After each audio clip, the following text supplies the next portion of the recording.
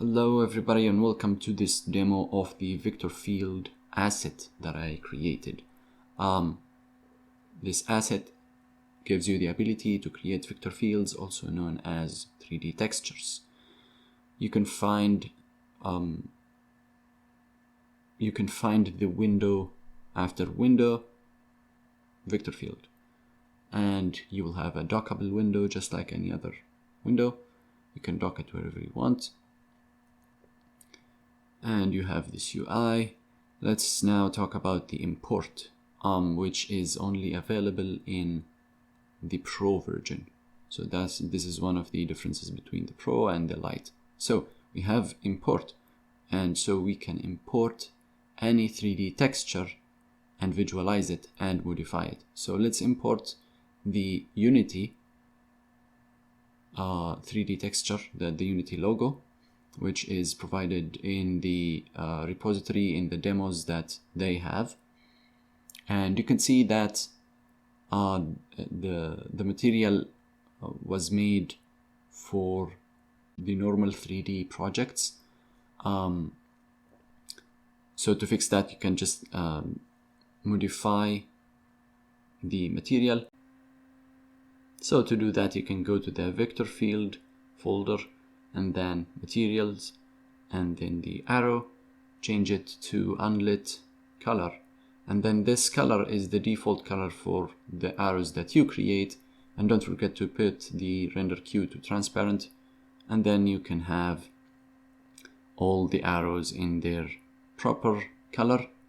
So it varies from green to red based on how based on the force, basically. And then you can create a new arrow, and you will see this is your arrow, the black one. And then you can click on select to select the end of that arrow. You can see on the hierarchy on the left that you have the end point and the starting point.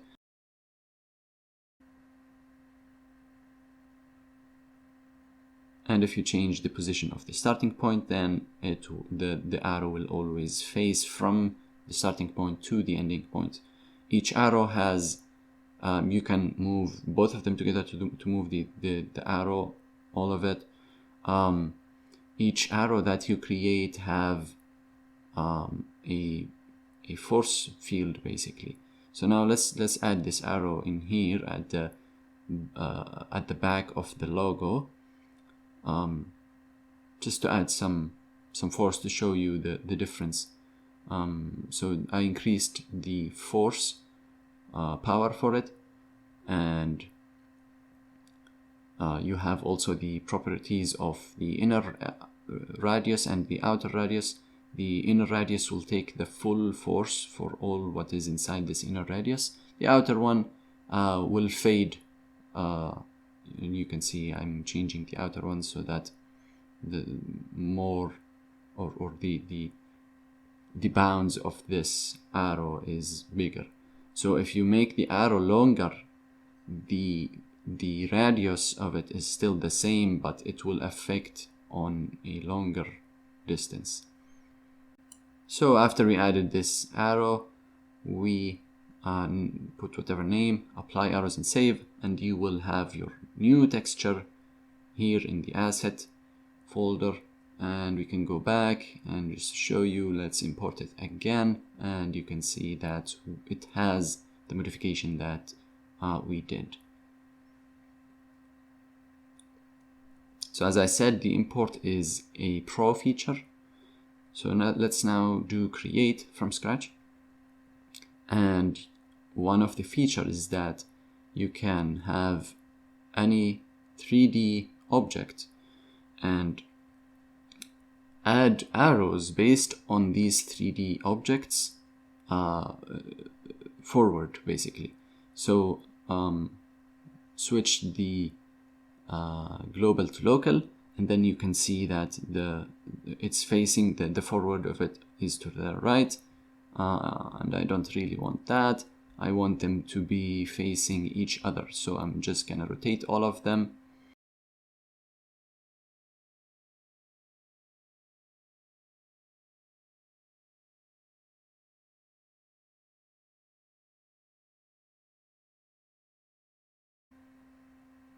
click on pivot and rotate them so that now they face each other. So the forward of the first one is towards the second one, and so on.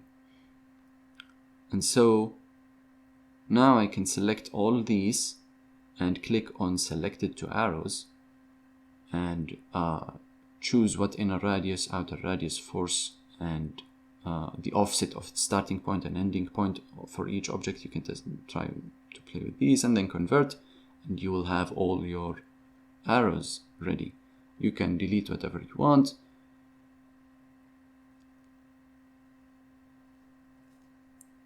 You can select whatever you want. You can move whatever you want. And you can actually duplicate an arrow from the edit menu. You can see this is a duplicate, which will have the same force and outer and inner radius. And you have a Shift Ctrl D as a shortcut, so you can use that. And you can duplicate any one arrow at a time by selecting its starting point or its ending point or the root, or even if you click on the mesh of the arrow itself. So for each arrow you have two modes right now, the absolute and relative. You saw the relative all that time. The absolute will just apply this force to the whole texture. So if you want, like in general, everything to go up or something. So now let's save this texture as test.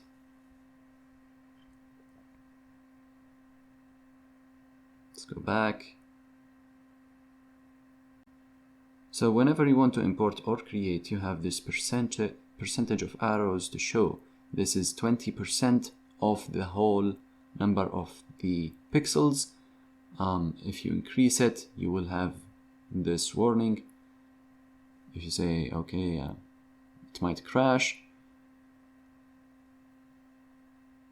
and you will have much denser representation because we are presenting more of the pixels.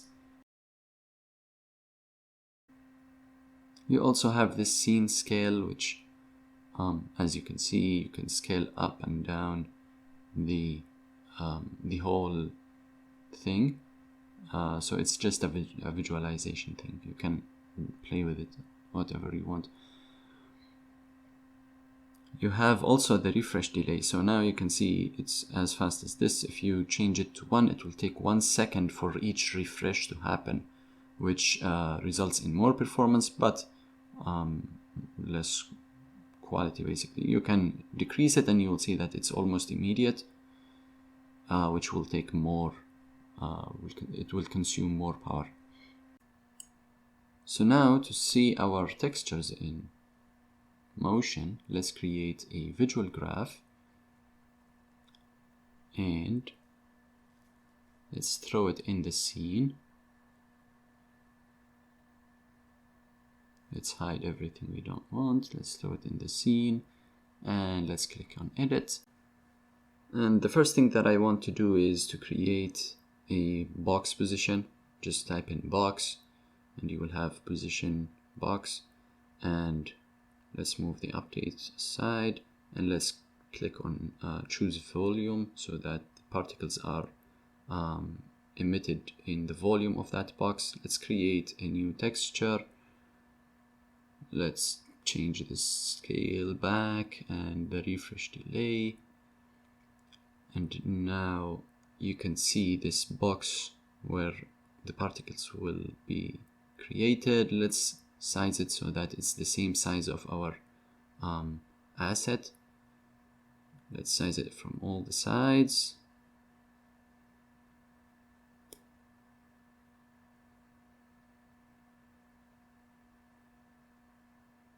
Let's increase the spawn rate and the capacity. Let's increase the lifetime.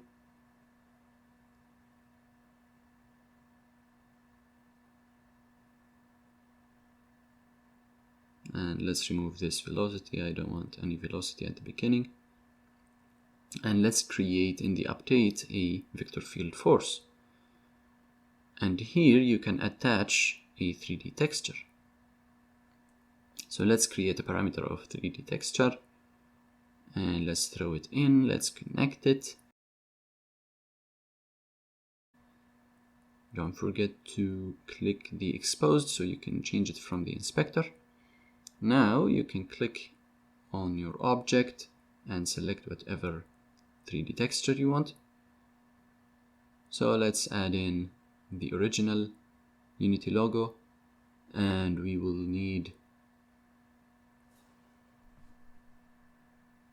to increase the intensity and the drag, and we need to modify the sizing of this vector field as well.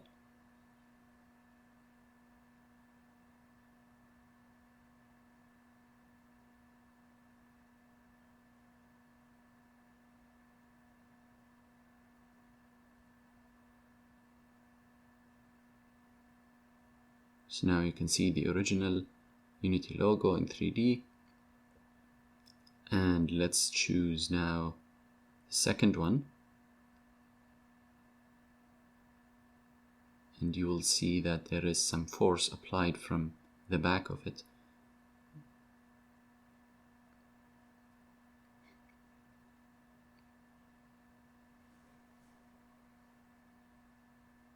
Set the lifetime to 9 maximum. Let's increase the capacity, and now you can see better that there is actually force coming from behind and pushing the particles.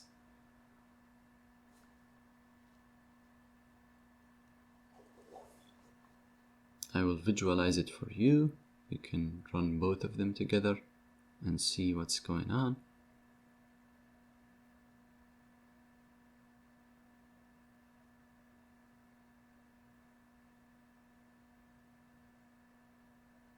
And let's try to use our test.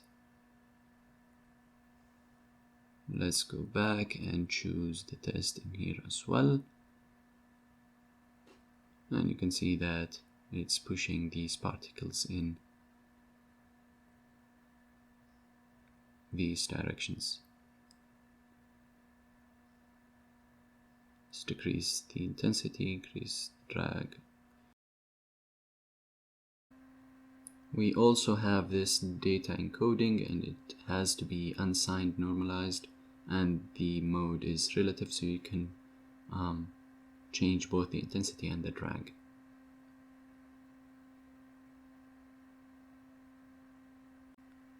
And these texture fields or 3D textures can be used also in the particle system force field as well. You can see there is a section for vector field. You can change the shape to a box and apply whatever you want, whatever texture you want, and size it and stuff. But that's used for the normal particles if you want to use it. The only other difference between the Lite and the Pro is that the Lite only gives you the ability to create 15 arrows maximum. And you cannot import any texture. You can find the Lite asset for free if you want, or you can get the Pro and create your fancy little 3D textures. So thank you for watching. I hope you enjoy my asset.